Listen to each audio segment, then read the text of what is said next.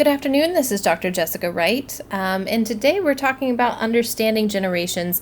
This is the third video in our series, and we're going to talk a little bit about the experiences of the different generations. There are 5 generations in the workforce that we're going to talk about, and how those experiences have led to different perspectives on the world. And so let's get started. So that's what today is about. We've gone over what makes a generation. We talked about how war, technology, global events, and societal influences all help define and create a generation. When we consider how do generations work differently in the last video, we talked about their perspectives on things like feedback, their perspective on work in general, these things, and help us understand how work happens. Today we're going to talk about how generations live differently and some of the other aspects of how their perspective of life occurs. So the 3 questions we're going to look at is, how do different generations view authority? What is it that they most want to hear from authority? And then how is respect earned? Because these 3 differences can tell us a lot about the conflicts that can arise within different generations. So the differences, for example, in how respect is earned can be something that causes a lot of conflict in different areas. So understanding that that's what's arising can help us to diffuse that conflict, to work through that conflict, to move on to a resolution. So again, I wanted to remind you that a lot of what happens during an individual's childhood has enormous impact. And we can know this for a fact because we look at the brain development of children, and we can see different structures of the brain being physically impacted by the experiences of childhood and adolescence. And so, for example, a child that experiences trauma when they are younger will have a different, reaction, different types of fight and flight reactions to other events for the rest of their life. Your ability to attach and grow social attachments with other individuals as those experiences of attachment or a lack of attachment happen during childhood, all of this influences the brain development. And so collectively, as a society in the United States, as different large global events occur to us, those events then have a collective impact on our outlook on the world as a generation. So we'll go through what is it that each generation most wants to hear. So the greatest generation, the general idea behind the greatest generation is they do not want any feedback. They think that it is completely unwelcome and irrelevant. However, they don't want to know while they're going along and completing their job, they don't want to know anything about it. But at the end, they would appreciate a job well done, right? They don't want feedback along the way, but they do want job well done. With baby boomers, here's the thing. There are a lot of baby boomers, and individuals growing up during that time period knew that there were a large number of kids, which gave a collective sense of replaceability. So when baby boomers entered the workforce, if they messed up, they could be replaced because there's probably 7 other people that have their exact same experiences. And so what they're seeking to hear is that you are valued, you are needed, right? And that is an influence of the number of individuals that are part of the baby boomer generation. With Generation X, there is this idea that the rules don't matter. So do it your way, forget the rules. That's what they want to hear. They want to go into it and say, you know what, because you're doing it, you throw out the rule book, you do it your own way. With millennials, the phrase that they are wanting most to hear is, you will get the chance to work with other bright, creative people. Right? It has a built-in complement there that you are bright and creative, and that we are excited to have you collaborate with other bright, creative people. Generation Edge, again, the research on this was done about 3 years ago, and in that time we've learned a lot about Generation Edge and their experiences and their impact on the world. So as a collective, they want to know that their work and their experiences and their thoughts will be made globally public. So they're going to put all of their content online. What is it that you can do to earn respect for each of the generations? And this is very important because respect is really key and a really important part of how we interact with others. And that respect is different. It's earned in different ways by generation. So within the greatest generation, respect is earned through years of experience.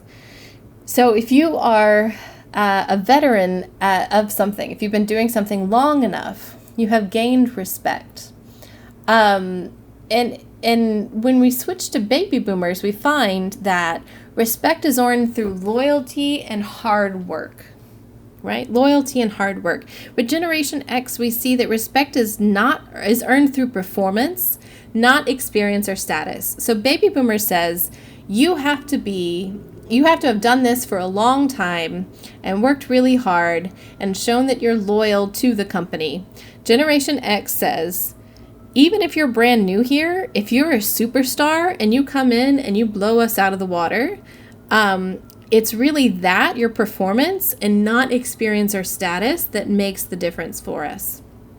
All right, then we switch over to millennials. So with millennials, respect is earned through performance and an individual's improvement or growth.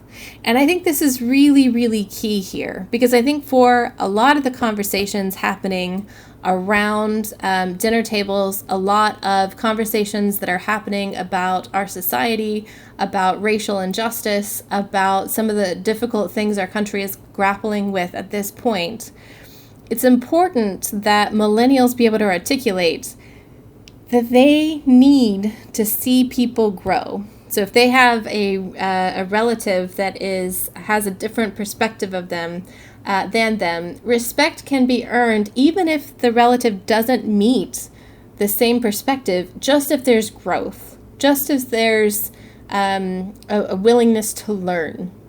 And that for millennials is so important that they see people be willing to grow and be willing to improve. And yet, if they're working with Generation X or baby boomers, it has nothing to do with their understanding of respect, right? Respect is earned through loyalty and hard work, and putting your nose down to the grindstone. And it's for Generation X, it's performance. How well are you actually able to perform? And so those are some of the gaps when it comes to those difficult conversations. When you're talking about respect and respecting each other, that is some of the keys that can help navigate those conversations. So interestingly, Generation Edge says respect is earned through authenticity. So Generation Edge grew up during a time when not only is Photoshop ubiquitous, but there are filters on everything, that there are pictures of them as children or of their friends on Instagram and TikTok and all of the different various platforms. By the time I have published it, there'll be a new platform, and all the platforms that I know the names of will be outdated. But respect is earned through authenticity because so much is put online and because you can manipulate an image or a person to be a certain way. If an individual is authentic, it means so much. It means so much. All right. Last but not least, how does each generation view authority? So the greatest generation, they think people in authority deserve respect because they're an essential part of the hierarchy. Remember, this generation is defined by participating and being part of a war effort, which is an incredibly hierarchical effort, which is an incredibly structured, linear hierarchy of authority, right? And so that reflects back into how those individuals see authority. So with baby boomers, people in authority only deserve respect if they have earned their position. So just because you are the boss doesn't mean that a baby boomer is going to give you the respect. People really have to prove that they've earned their position. Generation X gets a little bit little spicy, and I believe that there are individuals in every generation that have each of these perspectives. So it's not a ubiquitous statement, but in Generation Edge, people in authority are meant to be challenged. So if I elect you to be my leader, it is my job to poke at you to see if you can withstand all the challenge and criticism. And if you do, then you're meant to be up there. And if you don't, then you were never meant to be up there. That's Generation X perspective. So with millennials, authority doesn't really apply in the same way. For them, people in authority don't really apply to everything that they're doing. They're too busy doing their own thing outside the system, looking for meaning. In their minds, the perspective of what a job looks like or how many jobs an individual has is all very different, and it's not really part of the structured system.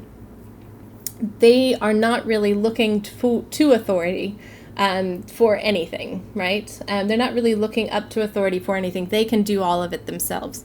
What about Generation Edge? Remember, this is the generation that has grown up with an exceeding amount of violence in their life, with a lot of uncertainty. They were about 8 years old when the Great Recession happened. They are 18, 19, 20 years old when a global pandemic happened. They have dealt with climate change and economic instability and violence in their schools. And so for them, people in authority give them structure that makes them feel safe in chaos. And that's what they're looking for. As well as, if we don't like the authority, we can change it. So I think with Generation Edge, there's definitely a sense of we have the power to, the sense of we have the ability to put people in authority who are doing what we want. And that is it's a powerful thing, and it varies very differently from millennials or even from Generation X. And so, and definitely from baby boomers, although Generation Edge and baby boomers have a lot in common because of the level of social upheaval that is happening during their childhood. So those were the three parts of generations and our understanding of people across generations. I'd just like to reiterate something I said in the second video, which is that all of these are blanket statements. They're meant to help us get perspective of how we have changed across different times because of what happened as children, and to help us understand how similar we are in a variety of situations. It's also really important to point out that a lot of these perspectives are different in different races, in different genders, in different identifications of all kinds, and that the perspective of one generation may not reflect equally across all individuals. For example, within the greatest generation, when they came home from war, some individuals were given federally qualified loans, and they were given the ability to go to college for free. And there were a number of individuals who were denied that because of their race. And so there are some individuals within the greatest generation who were put on a different track than others. And as we look at how collectively our laws and our society have changed, how they have not changed, how they have enabled some individuals to do certain things and others to not, we need to have that in mind when we're thinking about each of the different generations. What does it look like for an individual in each of the generations to go through those experiences? And how does race and gender and all these other identifications, how do they play into how that person sees the world?